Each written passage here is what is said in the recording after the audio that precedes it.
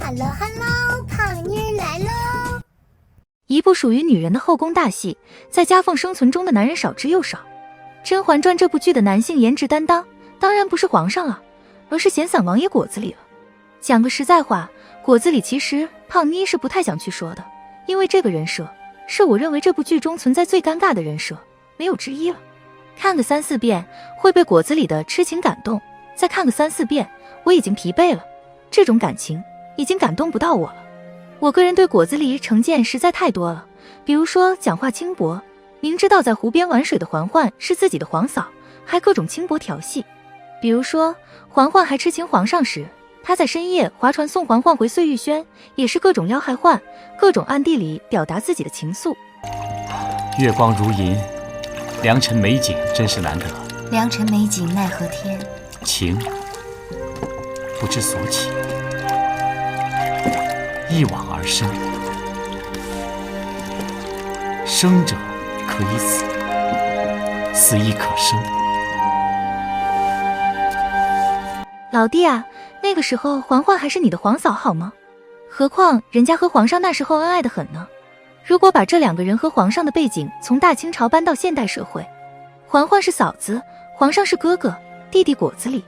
然后呢，嬛嬛怀了弟弟的孩子，这剧情要是换成家庭伦理剧，嬛嬛还是一个霸气上位的女主吗？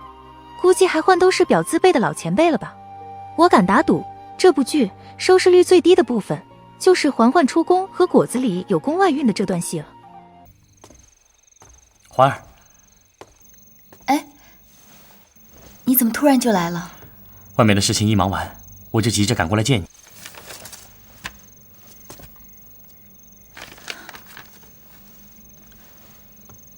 合婚更帖。对，合婚更帖。嬛嬛和皇上以梅园的除夕相遇，除年羹尧时的蓬莱岛 VIP 免伤害套餐，都能看出皇上心里是有嬛嬛的。那时候他是有纯元的影子，但是这个影子在皇上心里一开始是10分，后来皇上和嬛嬛的心灵碰撞也好，交房恩赐也好，皇上慢慢的从心里把这个纯元分值再降低了。他知道此嬛嬛非比纯元。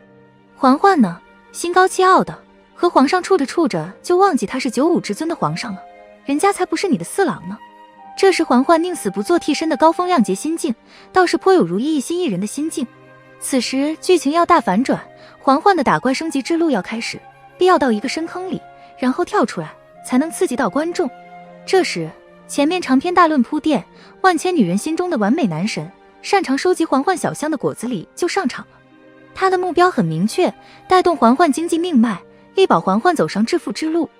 讲真的，嬛嬛和果子狸在凌云峰的这段感情戏，我基本都是跳过的，因为我下意识实在无法接受这两个人能在一起，他们居然能在一起。但是为了把剧讲清楚，我忍耐着细细的看了3遍。嬛嬛那时的处境很艰难，一个废妃又被赶出了甘露寺，没有果子狸的出现，也就大结局了。之前在甘露寺的河边庙里就各种勾搭嬛嬛，嬛嬛那时候还是惦记皇上的，更何况果子狸的身份是皇上的弟弟，他得喊嬛嬛一声皇嫂的，这要是在一起，我甄嬛的脸往哪放？甘露寺被赶出来，冰天雪地的，温暖牌果子狸上线，嬛嬛就被感动了，心想这天高皇帝远的，皇上又有新人在侧，自己不如从了这果子狸，倒也是美事一桩。嬛嬛这就答应了，两个人修饰做了很多，秀了恩爱大几集。嬛儿，你要相信，你在我心里是最好的。行，这都没什么，毕竟皇上当时让嬛嬛出宫时也是很冷血无情的。果子狸呢，刚好成了嬛嬛的一抹温柔的朱砂，观众也就都理解了。剧情到了需要嬛嬛跳出坑时，果子狸战死的消息来了，巧的是嬛嬛也怀孕了。长这么大，我什么时候骗过你？郭郡王前往滇藏，迟迟未归，皇上派人出宫去寻，得到的消息是，他坐的那艘船沉了，尸骨都没有找到。嬛嬛的这段宫外孕真的是来得太凑巧了，她为了孩子打算，为果子狸打算，也为自己母家打算，毅然决然的让皇上顶了这绿帽子。嬛嬛决定回宫，果子狸归来，我是想着你我才能回来的呀。我一直以为我等着你，盼着你。你若不回来，就不会知道我是这样一个无情无义的女子。嬛嬛说她本是无情无义的人，委屈巴巴的果子狸都不知道，这女人怀着我的龙凤胎，居然要认他人作父。从这里开始，钮祜禄甄嬛 2.0 版本上线了，踩着花盆鞋打怪升级，改头换面的熹妃霸气回宫了。如果之前和果子里的你侬我侬，算是被打入冷宫后找到的慰藉，这样也就罢了。你既然都决定要回到皇上身边，就应该收敛点，再不去挑逗果子里了。明知道再也不可能了，就应该断了他的念想。如果此时嬛嬛踏踏实实做他的熹妃，倒也就罢了。然而呢，这两个人在各种家庭聚会场合、小树林拉手手，嬛嬛吐槽宫内的寂寞，果子里顺着杆子往上爬，明月犹在，我心犹在。那么问题来了，甄嬛算不算婚内出轨？算，在皇上的眼皮子底下各种暗示、各种勾搭的，我都快看不下去了。之后的小香事件，你看果子里在家庭聚会中一脸的不情愿，如果浣碧不带着小心思站出来，这件事要如何收场呢？果子里只顾得去和嬛嬛我心犹在，却丝毫没考虑过她的动情，让嬛嬛在宫中如何立足。嬛嬛也是不收敛，这件事走着走着方向就不对了。咱们的大胖局那可不是吃醋那么简单，哪个男人能允许自己的女人和自己的弟弟搞在一起的？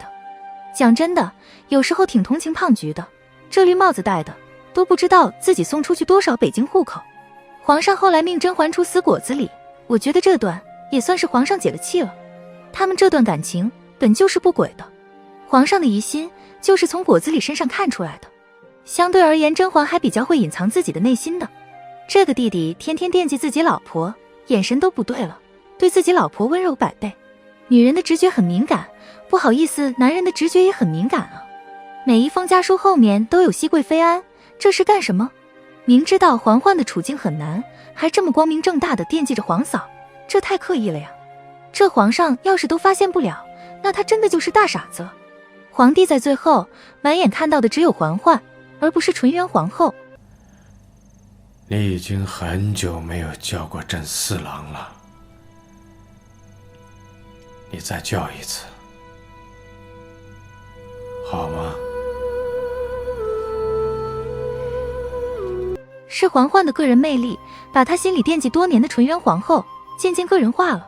她是爱嬛嬛的，可惜这是帝王的爱。帝王的爱有时是冰冷的，是没有温度的。而嬛嬛前妻适应不了冰冷的爱，以自己的温柔去触碰了帝王的爱，遍体鳞伤。嬛嬛这一生都无法再次温柔了吧？嬛嬛和果子里呢，只是谈了一场恋爱。在冰冷的凌云峰，这个男人把自己揽入怀中，他的柔情碰到了嬛嬛的柔情，就相爱了。两个男人，他更爱谁呢？胖妮认为是皇上，虽说皇上伤了他无数次，可不就是最爱的，伤我最深吗？结尾时，嬛嬛躺在床榻上，镜头闪过的场景都是以嬛嬛视角去回忆的，而这些视角，她和皇上的初次相遇到结束出现的最多。或许站在寝殿外重复3遍的皇上驾崩，是喊给自己听，也是喊给当年的四郎听。愿逆风如解意，头顶没有绿。好了，本期内容就到这里，订阅胖妮，下期更精彩。